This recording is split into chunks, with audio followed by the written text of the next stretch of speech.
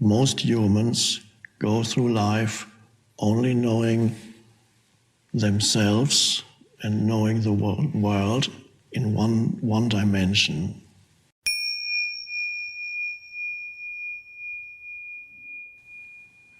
There was a man that many of you have heard of. Some of you read some of the teachings. Socrates. He lived roughly 2,400 years ago in Greece. He never wrote anything. His disciples later wrote down what they remembered, and his main disciple was Plato. And Plato then wrote the Socratic dialogues. We don't know, of course, whether what Plato wrote was exactly what Socrates taught. In a way, what Plato wrote, in Plato's writing, Socrates is a literary character. So the characteristic of Platonic dialogues is that Socrates asks questions. His people who come to him for teaching, he doesn't seem to immediately have the answer. He asks questions and then the person answers, and he gradually leads the person to the answer. Now, in the dialogues, which some of you may have read, some of them, not perhaps many people these days read Plato, in the dialogues, the impression is given that Socrates kind of manipulates a little bit the people who come to him. Then the impression is given that he already knows the answer. He just pretends not to know the answer. That's what comes across in the dialogues. And I think that is the character that Plato created. But I believe, and I have evidence for this belief, that that's not actually what happened. I believe, and I'll tell you in a minute why, that Plato actually started every teaching session from a place of not knowing the answer. And so unlike the impression we get if we read the Platonic dialogues, that he already knows, he's just pretending not to know. No. How do I know this?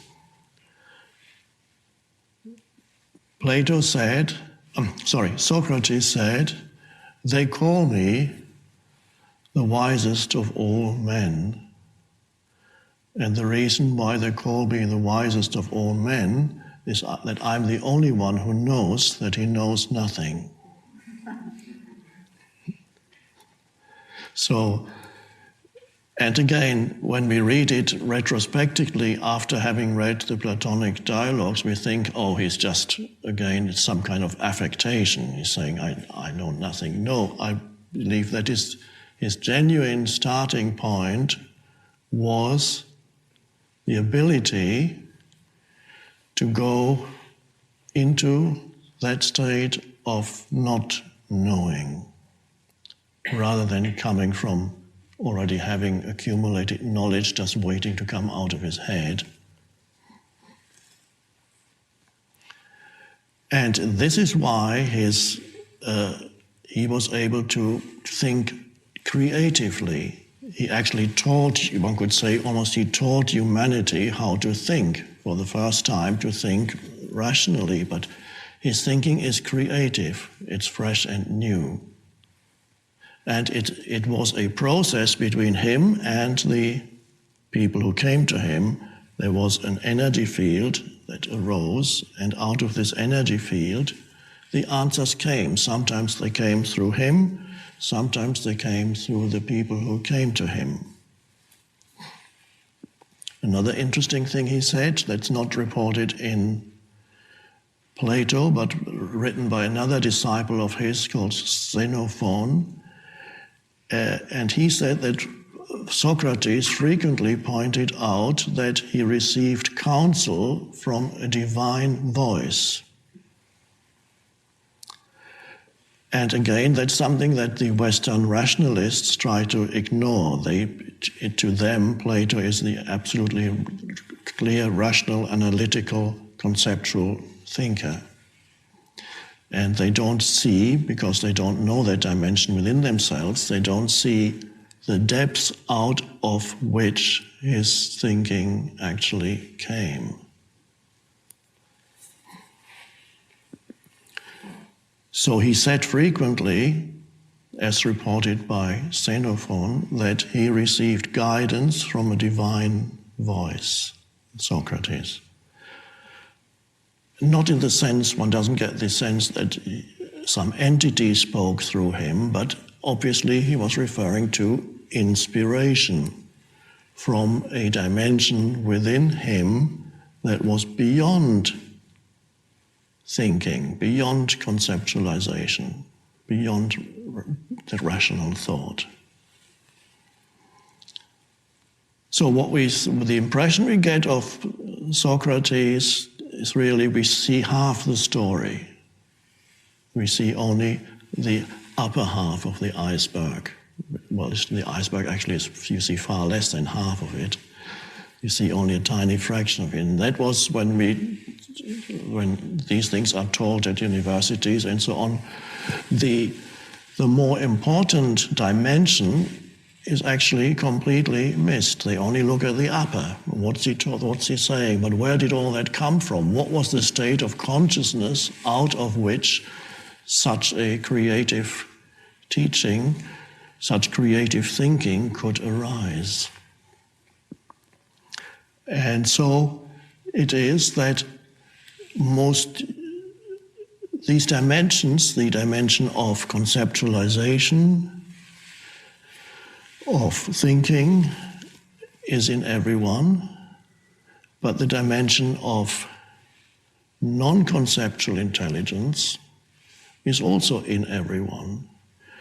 But in the same way that we only see one half of the whole, or less than one half of the whole, when we look at Socrates through the eyes of Plato and through the eyes of Western interpreters, in the same way, most humans go through life only knowing themselves and knowing the world in one dimension. And we could call that the dimension of form. And so let's bring it now, after having gone to Greece, let's bring it to a very immediately verifiable place, here and now. As you sit here, you are aware of yourself as a form identity, obviously, because you are aware of your body, which is a physical form. You are aware of, although you may not remember your past, you have vaguely, you know that you have a past, you have a name, you have an address, and you have a life situation that may not be happening right here now unless you're thinking about it, but you have a life situation, your whole personal past is there, and you have thoughts going through your head, perhaps, and this is what most people identify with and know. That's all they know. They know themselves as that form-based entity.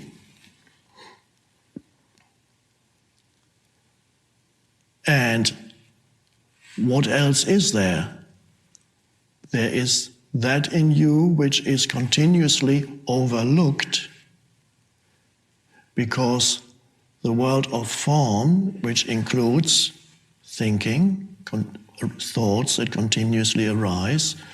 The world of form has such an hypnotic pull, it's so seductive that you follow it. First you have the senses, the outer senses, but more importantly you have the seduction of continuously arising interpretations of what the senses, the sensory input.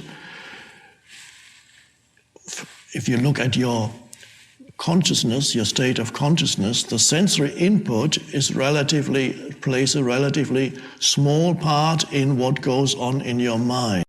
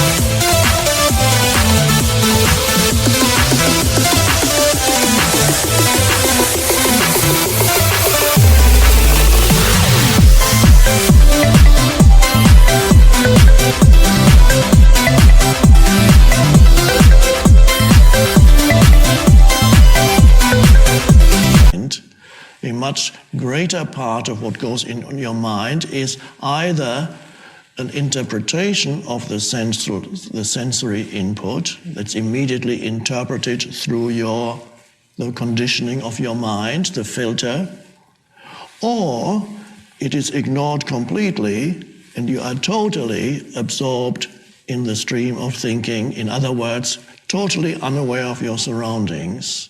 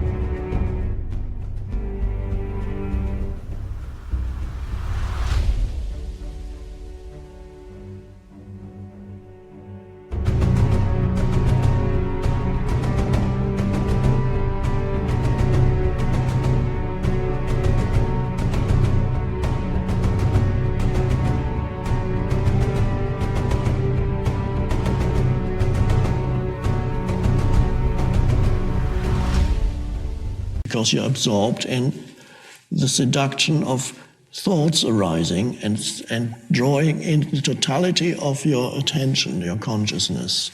And so you become an entity that consists entirely of thought, the me. And you know no other dimension in you. It's all, and anybody else who says, even if you're totally identified with that, even the suggestion that there may be another dimension would immediately be ridiculed, or the mind-made entity feels threatened by it.